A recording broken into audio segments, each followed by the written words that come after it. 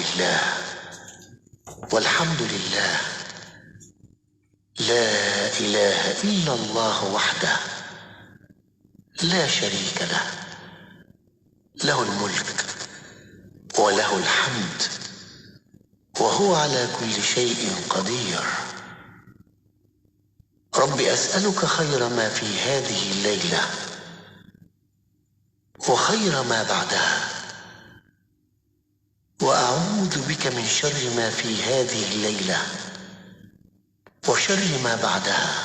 رب أعوذ بك من الكسل وسوء الكبر. رب أعوذ بك من عذاب في النار وعذاب في القبر. Kami dan seluruh kerajaan memasuki waktu petang kerana Allah.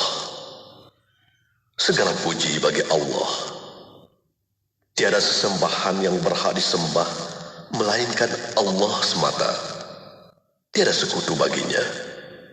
Semua kerajaan hanya miliknya dan segala pujian hanya untuknya.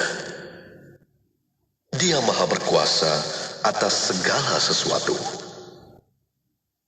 Wahai Tuhanku, aku memohon kebaikan yang ada di hari ini dan setelahnya.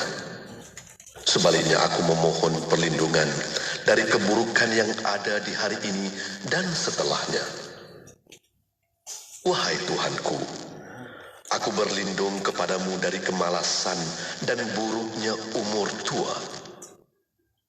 Wahai Tuhanku, aku berlindung kepadamu dari azab neraka dan azab kubur.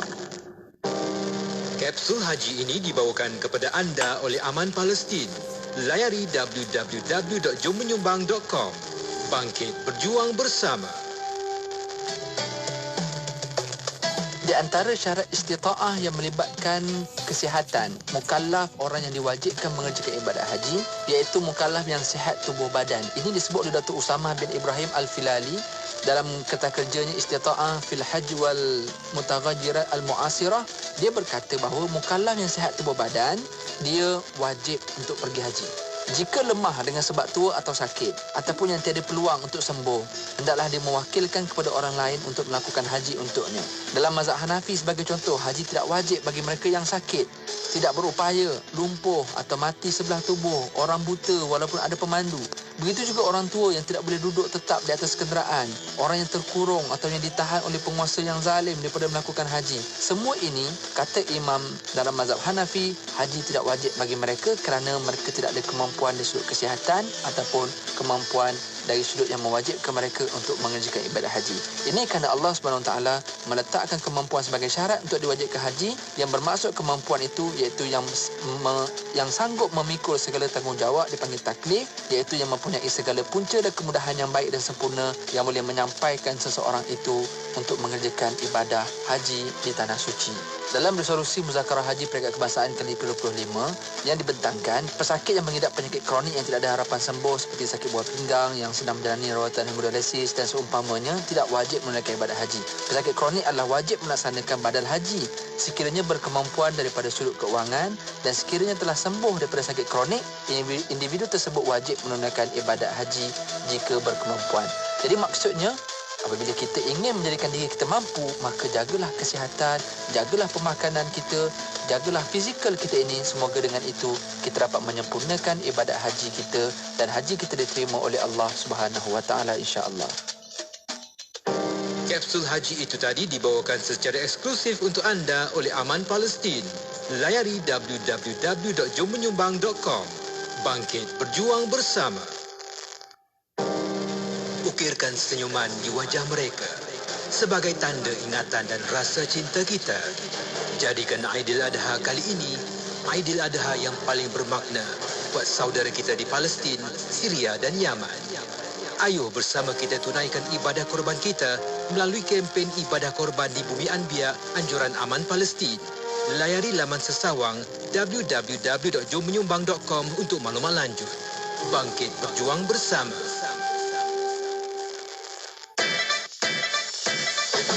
Tak pernah buat kurban? Tak tahu kat mana nak buat kurban? Risau ibadat kurban anda tak terlaksana? Komuniti We Love Kurban ada jawapannya. Tekan-tekan je, selesai. Jom bersama komuniti We Love Korban. Hubungi kami di 013-333-7022. Korban, tanda syukur. Hakikah, tanda cinta. Kedaulatan makanan berkembang sebagai salah satu penyelesaian kepada kesan perubahan iklim terhadap sekuriti makanan, pengurangan hak pengeluar dan pengguna makanan tempatan, peningkatan kemiskinan, kelaparan serta kepincangan sistem makanan. Usaha untuk menjaga elemen sekuriti makanan negara amat penting untuk meningkatkan keupayaan sektor agro makanan sebagai suatu sektor yang mampan, berteknologi tinggi, berdaya tahan dengan sebarang perubahan iklim seterusnya dapat memacu pertumbuhan ekonomi dan meningkatkan kesejahteraan rakyat. Bagi merungkai dan menjawab persoalan ini, IKIM akan menganjurkan seminar isu dan cabaran mengekalkan kedaulatan makanan negara dalam konteks perubahan iklim dan sekuriti makanan, perspektif Islam pada 21 Jun 2022. Untuk menyertai seminar ini, sila layari laman web IKIM untuk maklumat lanjut atau hubungi unit program dan latihan di talian 03 6204 6320 atau 325. Hingga 1000 keturunan Allah akan kurniakan pahala yang tidak henti-henti. Tak mahukah anda? Rasulullah SAW bersabda, maksudnya sesungguhnya antara amal kebaikan yang mendatangkan pahala setelah orang yang melakukannya meninggal dunia adalah harta yang disedekahkannya. Riwayat Ibnu Majah. Sungguh jelas, selagi mana harta yang kita sedekahkan memberi manfaat kepada penerima hatta sehingga 1000 keturunannya, insya-Allah pahala akan mengalir dan terus mengalir untuk kita. Ketahuilah, ketika ini umat Islam minoriti di Kemboja sangat-sangat memerlukan bekalan air bersih untuk meneruskan hidup dan beribadah. Oleh itu, ayuh kita bersama-sama pertubuhan sukarelawan ad-diniyah dengan menyumbang kepada kempen infak pam air Kemboja di www.infakpamairkemboja.com sekaligus membantu misi membina 10,000 unit pam air untuk umat Islam minoriti di Kemboja. Bayangkan mereka sekeluarga hidup dengan meminum air sungai yang keruh dan hidup dengan air hujan yang ditadahkan. Pam-pam air yang anda sumbangkan ini akan menjadi talian hayat untuk mereka sekaligus membekalkan air yang lebih bersih dan kesihatan mereka insya-Allah akan lebih terjamin. Menyumbanglah di www.infakpamairkemboja.com. Ikutlah teladan kisah Sayyidina Uthman bin Affan radhiyallahu anhu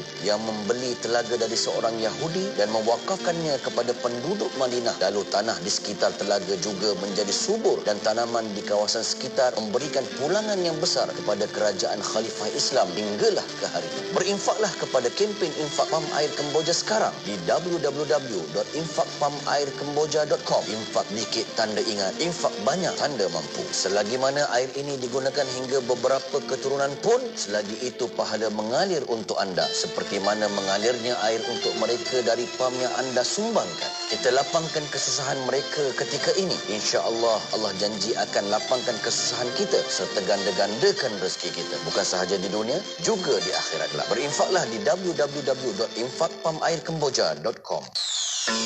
Anda kini sedang mendengar Destinasi IKIM bersama Syafiq Saleh dan Mona Jasman.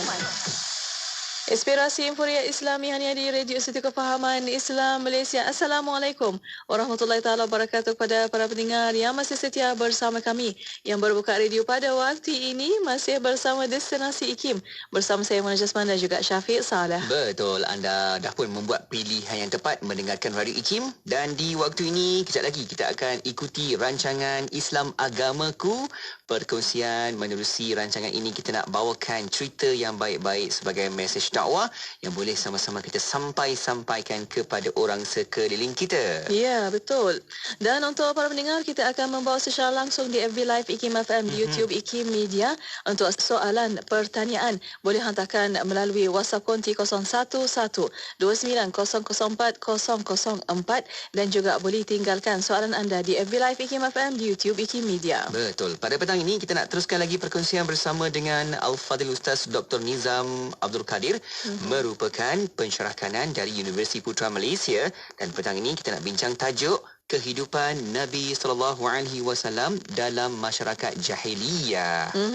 Dan untuk para pendengar, insya-Allah kita akan menantikan rancangan Islam Agamaku sebentar sahaja lagi. Terus setia bersama kami hanya di Destinasi IKIM.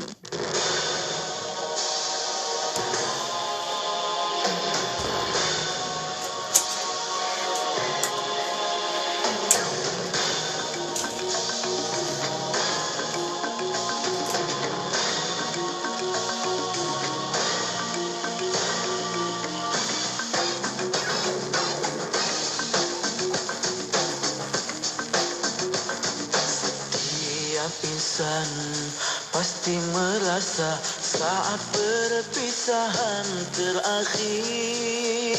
Dunia yang fana akan ditinggalkan, hanya amalan yang dibawa.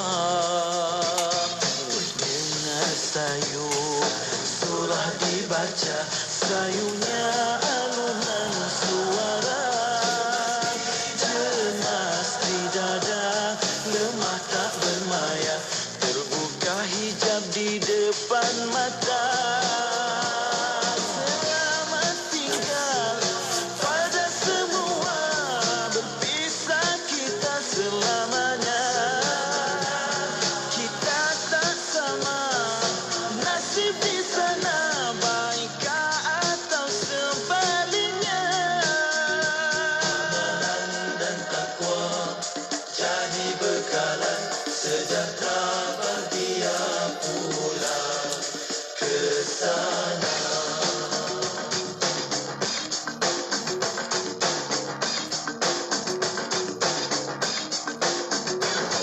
Sekujur badan berselimut putih, rebah bersemadi sendiri, mengharap kasih anak dan istri. Apa mungkin pahala dikirim? Berbaring sempit seluas pusara, soal bicara terus bermula. Sesal dan insaf tak berguna lagi, hancurlah jasad di mama bumi.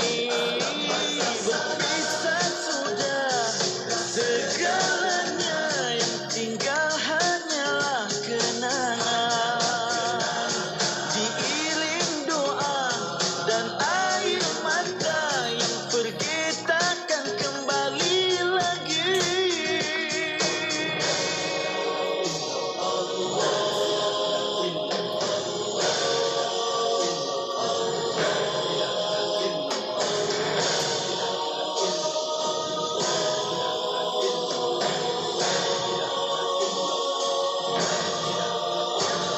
Selamat tinggal pada semua, berpisah kita selamanya.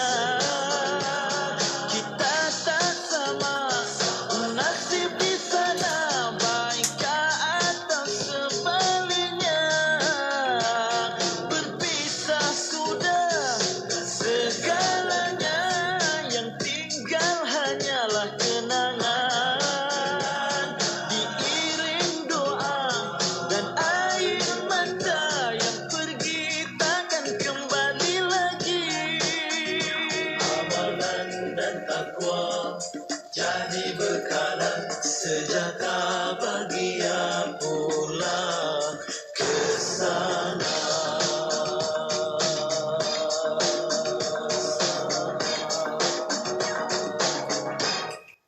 Jom kurban PNP. Korban aku biasa dengar. PMP ini kali pertama. Apa tu? Profesional dan premium. Maksudnya, pengurusan korban dilaksanakan dengan cara profesional. Sembelihan menggunakan slaughter box, penyimpanan menggunakan cold room, dan pengagihan pula menggunakan cold truck. Oh, macam tu. Ya, sempena Aidiladha tahun ni, Radio IKIM dengan kerjasama Kurban.com akan menganjurkan program Korban Bersama IKIM. Nak cerita? Panjang sangat. Apa kata? Daftar je dulu. Hubungi Kurban.com di talian 017-983-8382. Pastikan kita adalah yang terawal untuk mendapatkan harga promosi RM799 sahaja untuk satu bahagian korban. Kalau macam tu, sekarang juga aku nak daftar. Negeri Sembilan 102.7 Allahumma antas salam wa minkas salam wa ilaika ya'udu salam fahayyina rabbana bisalam wa adkhilna al-jannata daras salam tabarakta ya dhal jalali والإكرام اللهم أنت السلام ومنك السلام وإليك يعود السلام فحينا ربنا بالسلام وأدخلنا الجنة دار السلام تباركت يا ذا الجلال والإكرام اللهم أنت السلام ومنك السلام وإليك يعود السلام فحينا ربنا بالسلام وأدخلنا الجنة دار السلام تباركت يا ذا الجلال والإكرام. Ketika anda mampu menunaikan solat, berpuasa, membaca Al-Quran serta memahami ajaran Islam dengan mudah dan sempurna. Ingatlah saudara baru seakidah kita yang sangat memerlukan bimbingan Islam dengan lebih sempurna. Sedikit sumbangan dari kita mampu membantu pembangunan mereka sebagai seorang Muslim yang baru. Ayuh menyumbang bersama Perkim Cawangan Datuk Keramat di perkimdk.com. Rancangan Islam Agamaku ini dibawakan khas kepada anda oleh Perkim Cawangan Datuk Keramat. Ayo kongsi pahala membantu saudara baru kita mendalami Islam dengan lebih sempurna di perkimdk.com. IKIM Inspirasi Inforia Islami hanya di Radio Institut Kefahaman Islam Malaysia. Kembali bersama Destinasi IKIM, Syafiq dan juga Mona temankan anda di waktu ini, dan di petang ini kita berada menerusi rancangan Islam Agamaku. Ya, betul. Terima kasih kepada anda yang masih setia bersama kami. Untuk waktu ini Destinasi IKIM membawa secara langsung di FB Live IKIM FM, di YouTube IKIM Media untuk anda Islam Agamaku insya-Allah untuk petang ini.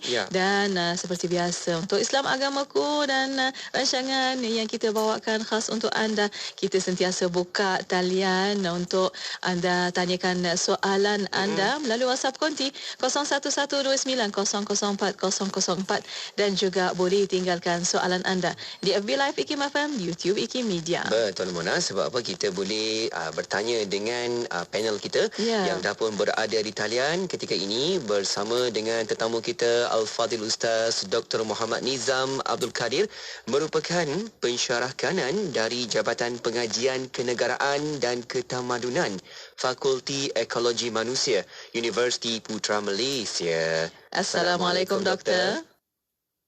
Waalaikumsalam warahmatullahi wabarakatuh. Alhamdulillah. Apa khabar Doktor? Kaifa haluka? Alhamdulillah ana bikhair. Alhamdulillah. Alhamdulillah bikhair insya-Allah. Terima kasih Doktor.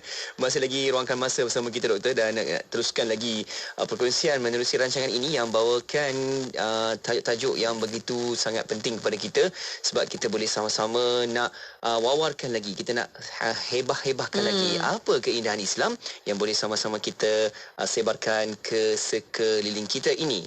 Betul.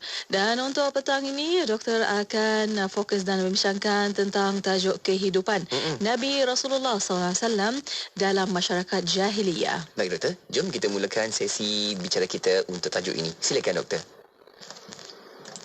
Bismillahirrahmanirrahim. Assalamualaikum warahmatullahi wabarakatuh. Alhamdulillahi rabbil alamin. Allahumma salli ala Sayyidina Muhammad wa ala alihi wa sahbihi ajma'in. Subhanaka la ilma lana illa ma 'allamtana innaka antal alimul hakim. Rabbi shrah li sadri wa yassir li amri wahlul 'uqdatam min lisani yafqahu qawli, amma ba'd. Makasih DJ Syafiq, DJ Mona, sidang pendengar Radio IKIM, moga-moga kita dirahmati Allah Subhanahu wa taala. Bicara kita pada kali ini, kita ingin melihat, meneliti bagaimana kehidupan Nabi Muhammad sallallahu alaihi wasallam semasa zaman jahiliyah. ya, bukan nabi jahiliyah, tidak ya. Zaman itu disebut sebagai zaman jahiliyah, ya. Itu zaman sebelum Islam, zaman sebelum kebangkitan Nabi Muhammad sallallahu alaihi wasallam sebagai Rasulullah, ya, disebut sebagai zaman jahiliyah. Jadi maknanya ketika itu tidak ada manusia yang kita katakan beragama Islam lah, ya. Mungkin adalah yang beragama Hanif, ya, Hanif mengikut ajaran Nabi Ibrahim alaihi salam. Tetapi rata-ratanya, majoritinya tidak mengikut agama Nabi Ibrahim, walaupun ada, tapi majoritinya tidak mengikut agama Nabi Ibrahim. Sebaliknya mereka menyembah berhala, menyekutukan syirik kepada Allah Subhanahu wa taala. Jadi bagaimana pola corak kehidupan Nabi sallallahu alaihi wasallam ni bersama-sama dengan masyarakat Arab jahiliyah? Sebab dari sudut agamanya, kalau kita baca dalam sejarah, masyarakat Arab itu menyembah berhala, satu, ya, menyembah berhala. Yang keduanya, mereka melakukan perkara-perkara yang kita kata bertentangan dengan agama. Bahkan kalau tak ada agama pun, akal yang sihat pun tahu bahawa benda itu benda yang tidak baik. Misalnya memakan riba, misalnya memutuskan silaturahim, misalnya zalim, ya, yang kuat tu bertambah kuat, yang kaya bertambah kaya, yang miskin bertambah miskin. Kemudian hamba-hamba diseksa, dipukul, dizalimi, ya. Maknanya kalau agama tak bagi tahu pun ini salah, tapi akal yang sihat boleh fikir ini sesuatu yang salah, yang tak betul sebenarnya, ya. Jadi Nabi hidup dalam suasana masyarakat yang majoritinya menyembah berhala. Kaabah, di sekitar Kaabah tu ada 360 berhala ketika itu. Masyarakatnya makan riba, masyarakatnya berzina, masyarakatnya minum arak, masyarakatnya memutuskan silaturahim, masyarakatnya berbunuh-bunuhan, masyarakatnya menzalimi dan sebagainya.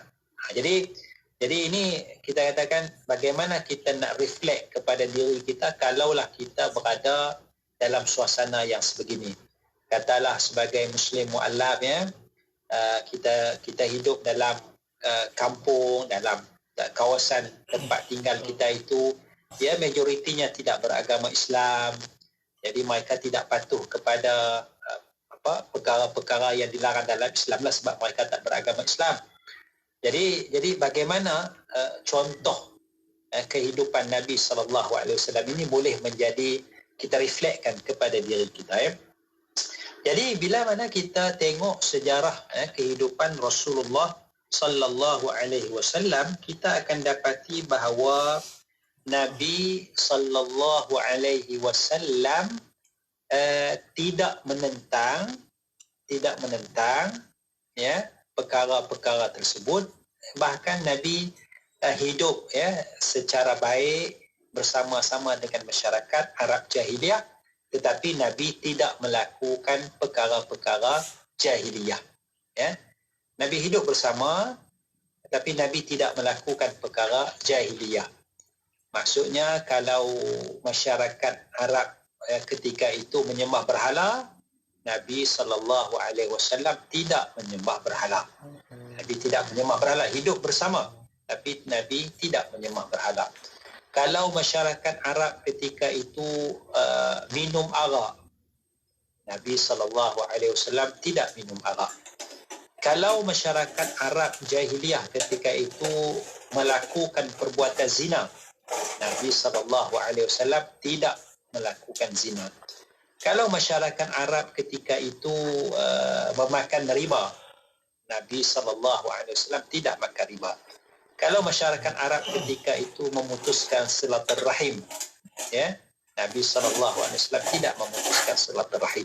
Kalau masyarakat Arab jahiliyah ketika itu bergaduh, ya, berperang tanpa sebab yang wajar, ya, nak dapatkan kuasa, Nabi SAW tidak melakukan perkara tersebut. Jadi secara asasnya Nabi hidup bersama, Nabi tidak lari ke mana-mana, Nabi hidup bersama masyarakat Arab Jahiliyah, tetapi Nabi menghindari perkara-perkara yang salah. Nabi menjauhi perkara-perkara yang batil, iaitu menyembah berhala dan menjauhi perkara zina, riba dan sebagainya. Ini asas yang perlu kita contohi daripada Nabi SAW. Katalah kita duduk di satu kawasan yang kita sambung belajar ke dihantar pekerjaan ke, majoritinya macam tu, minum itu budaya mereka, kita tak nak kata apalah. Tapi kita ada contoh daripada Rasulullah sallallahu alaihi wasallam. Wallahu a'lam.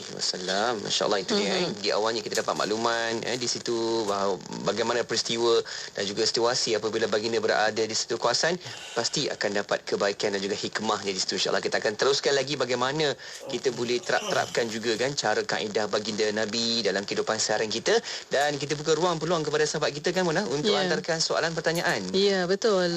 Untuk anda boleh hantarkan soalan anda melalui WhatsApp konti 0112900404 dan juga boleh tinggalkan soalan anda di FB Live IKIM FM, di YouTube IKIM Media. Untuk anda, kita akan berehat seketika. Kita akan kembali selepas ini. Untuk anda terus setia bersama kami hanya di Destinasi IKIM. Bismillahirrahmanirrahim. La hawla wa la quwwata illa billah.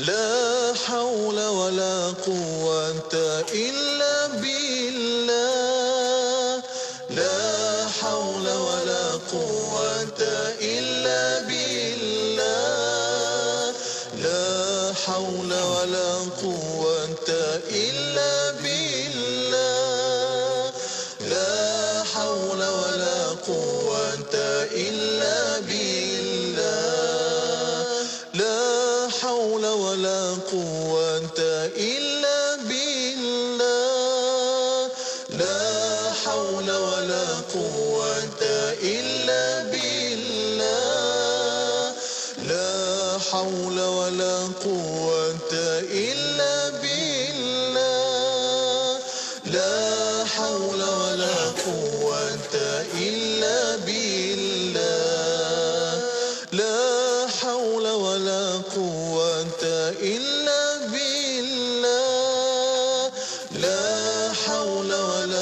إلا بالله لا حول ولا قوة إلا بالله لا حول ولا قوة إلا بالله لا حول ولا قوة إلا بالله لا حول ولا قوة إلا بالله لا حول ولا قوة إلا بالله لا حول ولا قوة إلا بالله.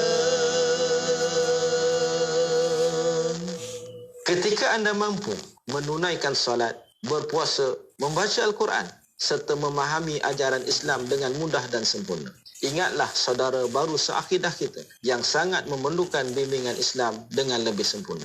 Sedikit sumbangan dari kita mampu membantu pembangunan mereka sebagai seorang Muslim yang baru. Ayuh menyumbang bersama Perkim Cawangan Datuk Keramat di perkimdk.com. Lembah Kelang 91.5 FM. Allahumma salli ala Sayyidina Muhammad wa ala alihi wa sahbihi wa barik wasallim. Kembali bersama Syafiq dan juga Mona untuk pertemuan di Destinasi IKIM, dan sekarang kita berada menerusi rancangan Islam Agamaku. Ya, betul itu. Dan untuk waktu ini masih Alhamdulillah bersama Yang Berusaha Dr. Muhammad Nizam Abdul Qadir untuk waktu ini pensyarah kanan Universiti Putra Malaysia, bincangkan tentang tajuk kehidupan Nabi sallallahu alaihi wasallam dalam masyarakat jahiliyah. Baik doktor, kita nak sambung lagi doktor, bagaimana situasinya dan apa yang boleh kita belajar daripada kehidupan baginda sewaktu berada di kawasan ataupun di situasi tersebut. Silakan doktor. Bismillahirrahmanirrahim. Asasnya ialah keadaan Nabi SAW hidup bersama masyarakat Arab Jahiliyah. Dan Nabi tidak meninggalkan, bahkan Nabi bekerja bersama dan sebagainya. Ada riwayat bagaimana pekerjaan yang dilakukan oleh Nabi SAW. Daripada Abi Hurairah radhiyallahu anhu menceritakan anna Nabi sallallahu alaihi wasallam ra'al ghanama ala qararita li ahli Makkah. Itu Abu Hurairah menceritakan bahawa Nabi sallallahu alaihi wasallam mengembala kambing bagi penduduk Mekah, penduduk jahiliah itu. Nabi ambil upah belah kambing ala qararita, yakni dengan beberapa bayaran dinar ataupun juzuk daripada dinar. Maknanya untuk pekerjaan Nabi mengembala kambing. Walaupun mungkin kita katakan pemiliknya itu menyembah berhala, pemiliknya minum arak dan sebagainya, tapi ta'amul Nabi, interaksi Nabi itu, Nabi melakukan pekerjaan yang halal, iaitulah mengembala kambing. Dan upah yang diterima oleh Nabi SAW itu adalah upah yang halal kerana dia berdasarkan pekerjaannya. Jadi upah itu berdasarkan pekerjaan. Kalau pekerjaan kita halal, maka upah kita itu adalah halal. Ya, kalau pekerjaan kita halal, upah kita yang kita dapat itu adalah halal. Walaupun orang yang bayar upah kita tu toke judi ke, dia baru menang loteri ke apa ke, doesn't matter, tak ada masalah. Itu hal dia. Yang kita dapat hasil pekerjaan yang halal, maka pendapatan itu dikira sebagai halal. Jadi Nabi SAW menunjukkan, maknanya masyarakat dah jahiliyah yang sebegitu rupa sekalipun, tapi Nabi masih lagi bersama, melakukan pekerjaan, ambil upah daripada penduduk Mekah. Ini satu contoh yang ditunjukkan oleh Nabi SAW. Maknanya kalau kita nak bekerja dengan orang non-Muslim, ya, syarikat non-Muslim, tak ada masalah dari sudut syaratnya, dengan syarat pekerjaan kita itu pekerjaan yang halal. Kalau kita berada dalam masyarakat yang melakukan perkara yang bertentangan dengan ajaran agama, kita nak ambil upah pekerjaan yang halal tidak menjadi larangan dalam agama, kerana dia berdasarkan pekerjaan yang kita lakukan itu. Ini contoh, ya, kehidupan Nabi, satu contoh kehidupan Nabi bersama masyarakat Arab Jahiliyah. Yang keduanya, DJ Syafiq, DJ Mona, sidang pendengar, moga-moga kita dirahmati Allah Subhanahu wa taala. Kalau kita lihat akhlak Nabi SAW, bila mana Nabi mula-mula didatangi oleh malaikat Jibril. Mula-mula didatangi oleh malaikat Jibril, Nabi bimbang, Nabi takut, maka Nabi bagi tahu kepada Ummul Mukminin Sayyidatina Khadijah radhiyallahu anha. Apa perkataan Sayyidatina Khadijah ketika itu? Perkataan itu menggambarkan akhlak Nabi Muhammad sallallahu alaihi wasallam. Kata Sayyidatina Khadijah, ya, sebagaimana diriwayatkan dalam Sahih Al-Bukhari, fa wallahi la yukhzika Allahu abada. Demi Allah, Allah tidak akan menghina, ya, menghina kamu wahai suamiku Muhammad. Allah tak akan hina kamu. Sebab apa? Fa wallahi innaka latasilur rahim. Demi Allah, engkau wahai Muhammad menghubungkan tali silaturahim. Akhlak Nabi hubungkan silaturahim walaupun dengan orang jahiliyah, ya. Wa tasduqul hadith, dan engkau wahai Muhammad bila bercakap, cakapan kamu benar, tidak ada penipuan, tidak ada pembohongan, ya. Nabi bercakap benar. Itu akhlak yang kedua. Yang ketiganya, wa tahmilul kalla, kamu menanggung, ya, beban, ya, memberi nafkah kepada orang yang lemah, kepada anak-anak yatim. Ada orang lemah, Nabi bagi derma, Nabi bagi bantuan, ya. Mungkin ada kematian, Nabi bantu. Anak yatim, Nabi bantu, ya.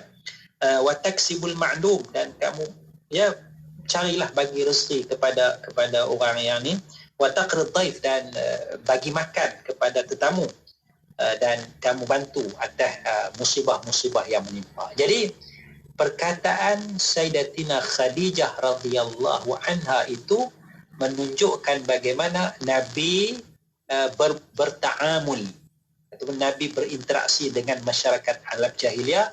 Nabi hubungkan silaturahim. Kalau ada musibah lah, kita kata zaman sekarang kebakaran kah, banjir kah, Nabi tolong bantu. Kalau ada orang perlukan bantuan duit, Nabi bagi duit, ya. Anak yatim, Nabi tolong. Hadis awal tadi, Nabi melakukan pekerjaan, ambil daripada penduduk Arab, ya, yang majoritinya menyembah berhala. Ini adalah contoh ta'amul. Ini ditunjukkan oleh Nabi SAW, yang mana kalau kita ambil contoh ini, maknanya kita boleh hidup bersama-sama dengan masyarakat non-Muslim kerana ada contoh yang ditunjukkan oleh Nabi Muhammad sallallahu alaihi wasallam. Wallahu a'lam. Masya-Allah, itu dia contoh-contoh satu persatu dengan apa yang baginda lakukan, kan, dengan apa yang diturunkan juga ayat-ayat suci Al-Quran bersempena dengan peristiwa-peristiwa yang berlaku, dan semua itu akan terus menjadi panduan kepada kita sampai bila-bila, sampai hari kiamat nanti. Masya-Allah. Dan kita masih lagi buka ruang peluang kepada sahabat kita, Mona. Saya juga ada terpandang tu ada soalan-soalan yang kita boleh baca awal soalan ini sekarang ni, Mona. Ya, betul. Soalan di WhatsApp konti 01129004 bertanya, Doktor, apa benteng utama Nabi mengharungi zaman jahiliyah itu? InsyaAllah sebentar saja lagi Doktor akan terangkan dan jawabkan, insyaAllah. Dan untuk waktu ini kita berehat seketika. Kita akan kembali selepas ini untuk anda. Terus setia bersama kami hanya di Destinasi IKIM. Radio IKIM sentiasa memberi anda lagu-lagu ketuhanan yang terbaik.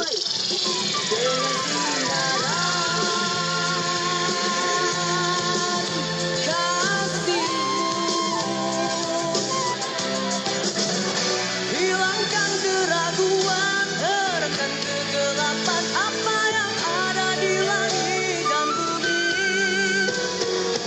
Di sini aku perjuangkan. IKIM memberi anda lagu-lagu ketuhanan yang mengusik jiwa. IKIM, inspirasi euforia Islami.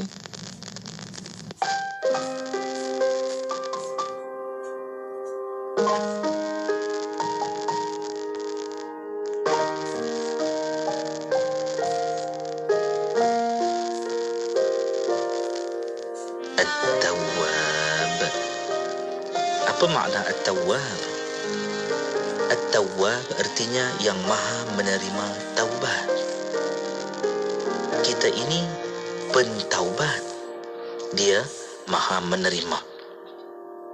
Orang yang senantiasa bersedia menerima tetamu tentu akan selalu mempelawa tetamunya datang.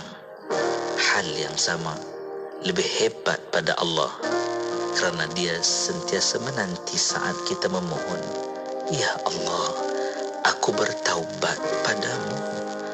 Ketika itulah dia berkata, akulah yang namanya At-Tawwab. Aku, kata Allah, adalah seperti mana yang kamu gambarkan diriku, maka itulah aku. Kalau kita menggambarkan Allah dengan At-Tawwab, yang sentiasa menerima taubat, insya-Allah Allah akan pandang kita dengan wajah yang sentiasa meredai atas kita.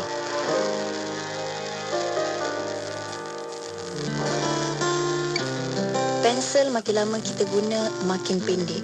Begitulah juga dengan umur kita. Makin lama umur kita makin pendek. Dan pensel, apabila kita menggunakan pensel untuk menulis sesuatu kebaikan, orang yang membacanya akan rasa bahagia, akan rasa gembira. Dan pensel, apabila digunakan untuk menulis sesuatu keburukan, orang yang membacanya akan tercedera emosinya. Dan pensel, apabila pensel makin pendek, apa yang perlu kita lakukan?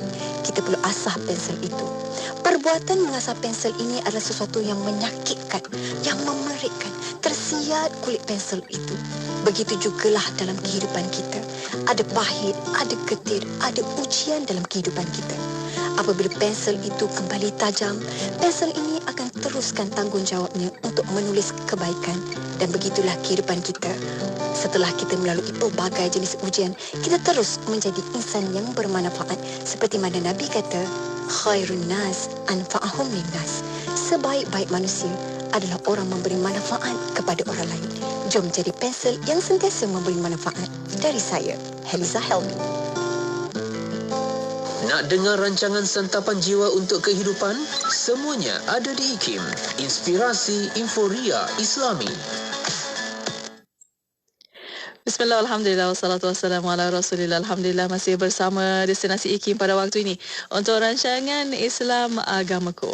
Betul, kita nak teruskan lagi perkongsian bersama dengan tetamu kita, Al-Fadhil Ustaz Dr. Muhammad Nizam Abdul Qadir, merupakan pensyarah kanan dari Jabatan Pengajian Kenegaraan dan Ketamadunan, Fakulti Ekologi Manusia, Universiti Putra Malaysia. Kita juga dapat soalan doktor di talian WhatsApp kita 0112900404.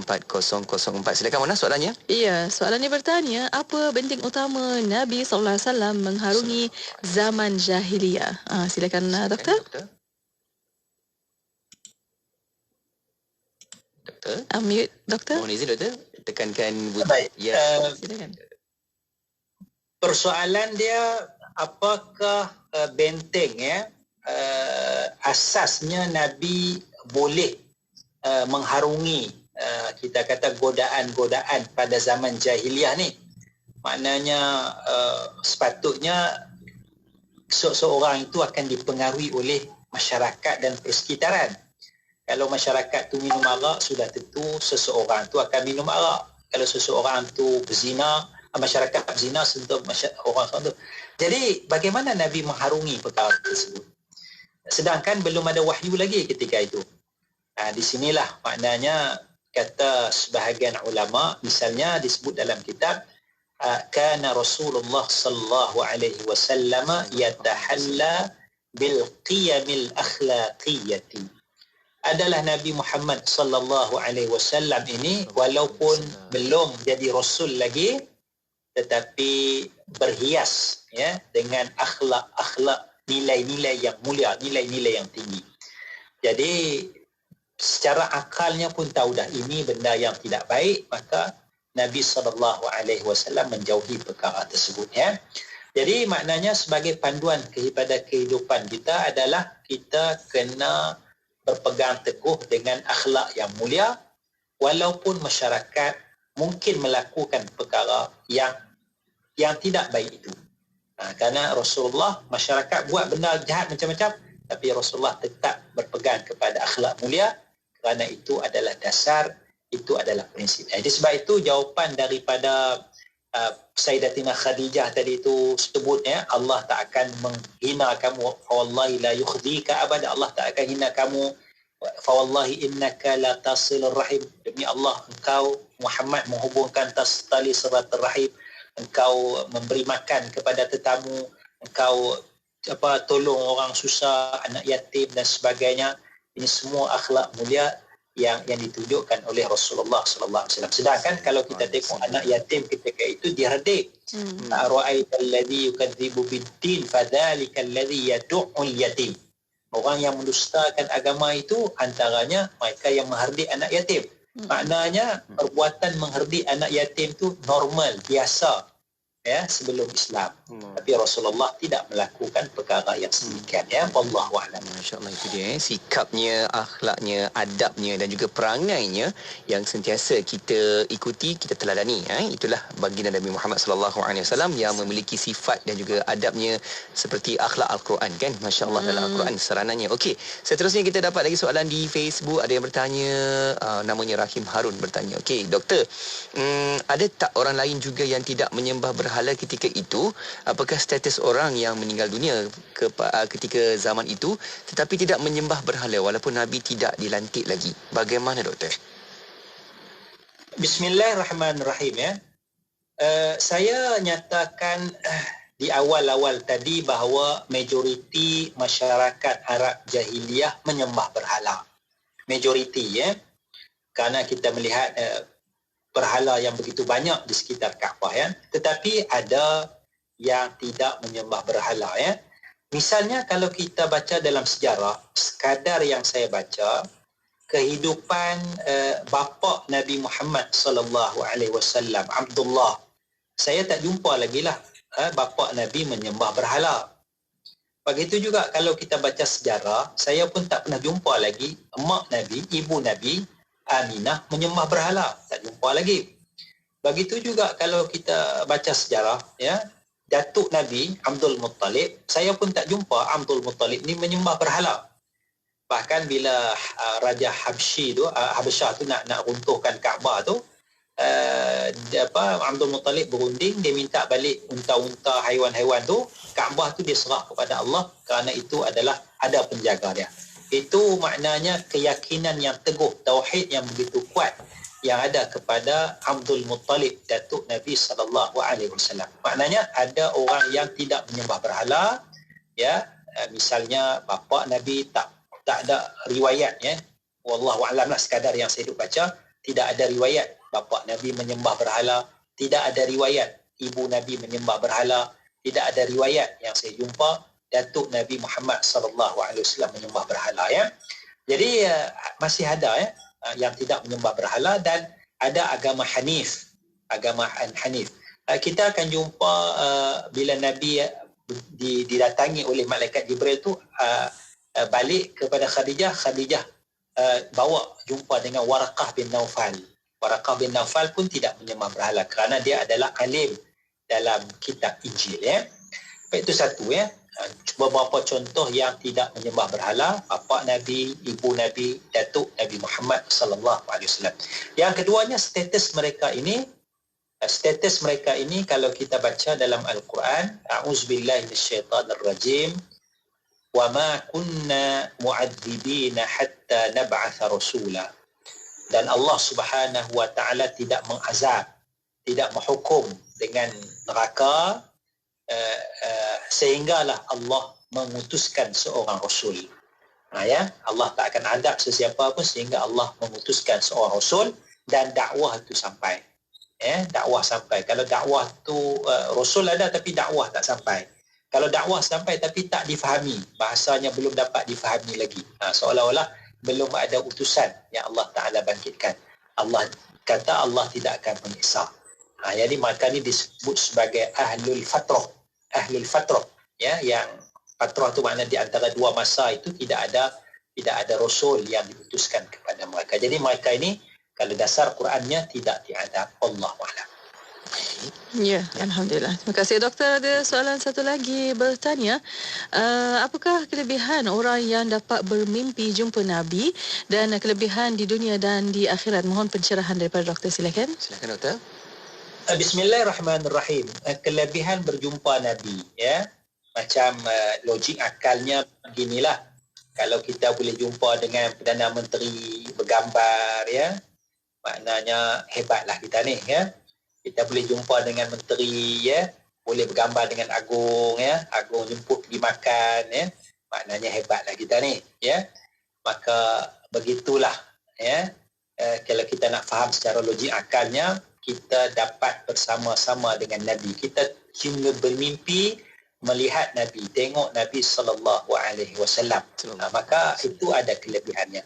Maka di dalam hadis Rasul sallallahu alaihi wasallam, man ra'ani fil manami fasayarani fil yaqadhah atau kama qala. Man ra'ani fil manam, sesiapa yang melihat aku di dalam mimpi. Dia bermimpi tengok Nabi. Dia nampak Nabi Muhammad sallallahu alaihi wasallam. Fasayarani fil yaqadhah atau yaqadhatan, maka dia akan melihat Nabi dalam keadaan jaga.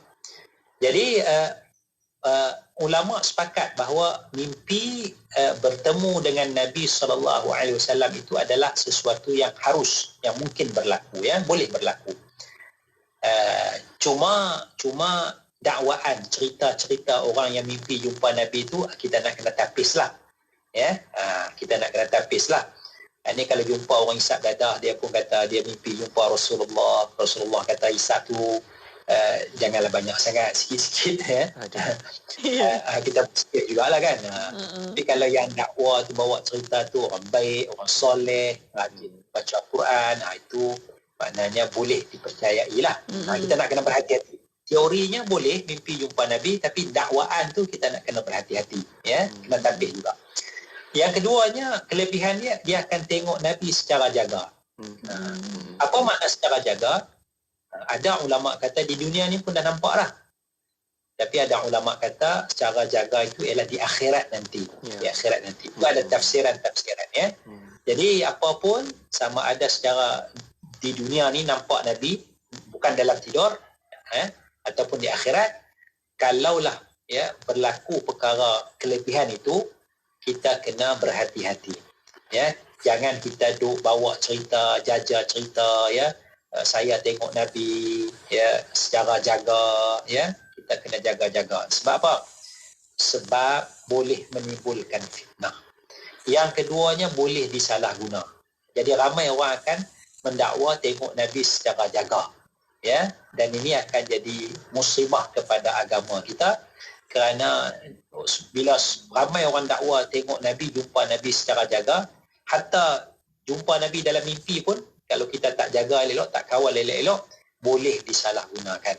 Maknanya ditunggang, dijual nama Nabi Muhammad sallallahu alaihi wasallam, ya. Jadi itu kita nak kena berhati-hati, sebab orang boleh menggunakan nama Nabi, jual nama Nabi, tunggang nama Nabi Muhammad sallallahu alaihi wasallam untuk kepentingan dunia sendiri, ya. Jadi itu jaga-jaga. Wallahu a'lam. Itu dia, doktor. Setiap apa yang kita ada sahaja peristiwa dan juga kaitan dengan baginda Nabi, kita perlu berhati-hati, dan perkara ini perlu kita jaga kesucian nama baginda Nabi Muhammad sallallahu alaihi wasallam. Baik doktor, kita dah sampai di hujung pertemuan. Mungkin sedikit doktor, di hari ini apa yang boleh kita pesan-pesankan dalam tajuk kita, kehidupan Nabi sallallahu alaihi wasallam dalam masyarakat jahiliyah, doktor? Silakan. Bismillahirrahmanirrahim. Saya ingat asas yang pentingnya ialah Nabi sallallahu alaihi wasallam menunjukkan contoh kepada kita bagaimana kita bertaamul dan berinteraksi, walaupun masyarakat itu masyarakat non-Muslim majoritinya, mereka melakukan perkara yang bertentangan dengan agama, maka Nabi hidup dengan akhlak yang mulia. Nabi tidak mengganggu gugat apa yang mereka lakukan, kerana lakum dinukum waliyadin. Bagi kamu agama kamu, cara hidup kamu, kamu nak amalkan, bagiku agamaku. Jadi begitulah maknanya kalau kita ditakdirkan berada dalam masyarakat non-Muslim majoritinya, masyarakat jahiliyah, ya, kita ada contoh tauladan daripada Nabi, kita jaga diri kita dengan agama dan juga dengan akhlak yang mulia. Wallahu a'lam. Amin, insya-Allah. Semoga Allah terus lorongkan kita ke arah kebaikan, dengan asbabnya kita terus jadikan baginda Nabi Muhammad sallallahu alaihi wasallam sebagai panduan role hidup kita ni, kan. InsyaAllah semoga ada yang baik-baik lagi. Ya, insyaAllah. Ya. Dan di akhirnya terima kasih kepada Al-Fadhil Ustaz Dr. Muhammad Nizam Abdul Qadir. InsyaAllah doktor, kita akan jumpa lagi. Assalamualaikum. Waalaikumsalam warahmatullahi wabarakatuh. Alhamdulillah. Terima kasih juga kepada sahabat-sahabat, rakan-rakan pendengar yang juga ikuti kita di Facebook dan juga di YouTube. Ada yang tanya soalan, masya-Allah, terima kasih banyak-banyak, sebab kita boleh memberikan lagi bual bicara kita, buka lebih banyak jalan, kan, supaya kita dapat lagi bertanya dan juga boleh dapatkan lagi info yang baik-baik dengan apa yang kita bincangkan ini. Terima kasih. Alhamdulillah, terima kasih para pendengar, dan untuk anda terus setia bersama kami Destinasi IKIM, inspirasi Inforia Islami. Rancangan Islam Agamaku itu tadi dibawakan khas kepada anda oleh Perkim Cawangan Datuk Keramat. Ayo kongsi pahala membantu saudara baru kita mendalami Islam dengan lebih sempurna di perkimdk.com. Ketika anda mampu menunaikan solat, berpuasa, membaca Al-Quran serta memahami ajaran Islam dengan mudah dan sempurna, ingatlah saudara baru seakidah kita yang sangat memerlukan bimbingan Islam dengan lebih sempurna. Sedikit sumbangan dari kita mampu membantu pembangunan mereka sebagai seorang Muslim yang baru. Ayuh menyumbang bersama Perkim Cawangan Datuk Keramat di perkimdk.com. Ipoh 102.7 FM. Tahukah anda ada lebih 20 juta umat Islam di Malaysia, namun masih ramai yang belum ada kesedaran untuk melaksanakan kurban walaupun ianya satu sunnah yang sangat dituntut dalam agama. Allahu Akbar. Ayuh bersama saya Piyu Amin, Duta Al-Khairi Kurban dan Akikah. Tahun ini kita laksanakan kurban untuk diri kita dan yang tersayang. Hubungi 0116556805 atau layari www.alkhairikurban.com. Al-Khairi Kurban dan Akikah, ibadah sempurna, kebajikan terlaksana. Sah dah solat? Dah, Mak. Apa, Sah? Tadi bukan main lawa lagi dengan lipstiknya, dengan foundationnya. Dah bersih saya cuci, Mak. Apa, Sah? Cepatnya. Jangan buat main-main lah. Tak sah wuduk nanti. Mak, Sah kan pakai Nuraisa. Nuraisa ni kan kosmetik mesra wuduk. Senang nak bersihkan dan nak tanggalkan. Apa, Sah? Nuraisa lah, Mak. Nuraisa. Nuraisa, Nuraisa, kosmetik mesra wuduk Nuraisa. Ayo bersama-sama dalam infak pembinaan Masjid Kampung Sungai Pusu Gombak. Percayalah, sesungguhnya tidak akan berkurang harta dengan melakukan sedekah. Anda terus boleh berinfak melalui laman sesawang masjidsungai.pusu.com atau ke akaun Bank Islam 1416-2011-000520. Jom infak. Ingin memiliki Play School sendiri? Jom buka Kids Please Play School sekarang. Kids Please Play School ada sistem dan prosedur yang lengkap. Tak ada pengalaman pun boleh buat. Tinggal ikut je. Kids Please Play School Hybrid ini ada aplikasi tau. Ia memudahkan pengusaha, guru dan ibu bapa untuk melihat perkembangan pelajar. Lengkap dengan projek pembelajaran asas selama setahun. Apa tunggu lagi? Hubungi Kids Please Play School 019-660-0114. Kids Please Play School, the best place for your kids. Buku baru terbitan IKIM bertajuk Model Pendidikan Islam Pembina Peradaban. Buku ini merupakan rangkuman perbincangan tentang elemen-elemen penting dalam pendidikan Islam. Antaranya ialah pengaruh pemikiran dan ideologi, peranan guru dalam proses pengajaran dan pembelajaran dan banyak lagi. Anda boleh dapatkan dengan cara WhatsApp 011-576-95400. 1 jam setiap hari membangun motivasi diri. Dengarkan alunan ayat suci Al-Quran, zikir serta selawat yang menenangkan dan seruan azan dalam Renungan Hikmah setiap hari 7 hingga 8 malam di IKIM, Inspirasi Inforia Islami.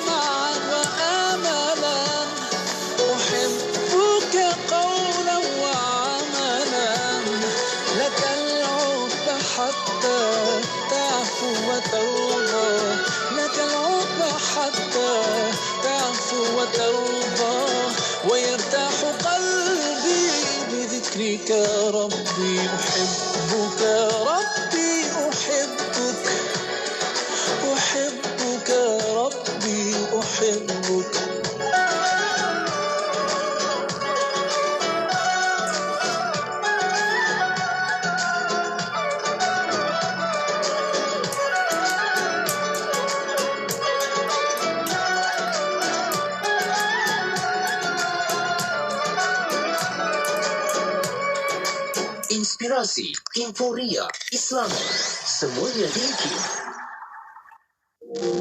Pengumuman waktu solat